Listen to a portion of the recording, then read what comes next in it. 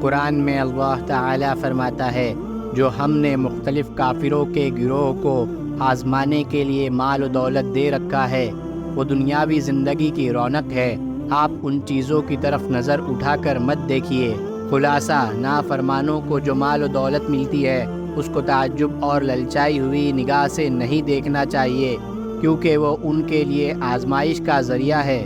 قرآن میں اللہ تعالیٰ فرماتا ہے، جو لوگ اللہ تعالیٰ کے عطا کردہ مال و دولت کو خرچ کرنے میں بخل کرتے ہیں، وہ بالکل اس گمان میں نہ رہیں کہ ان کا یہ بخل کرنا ان کے لیے بہتر ہے، بلکہ وہ ان کے لیے بہت برا ہے۔ قیامت کے دن ان کے جمع کردہ مال و دولت کو توق بنا کر گلے میں پہنا دیا جائے گا، اور آسمان و زمین کا مالک اللہ تعالیٰ ہی ہے، اور اللہ تعالیٰ تمہارے اعمال سے باخبر ہے۔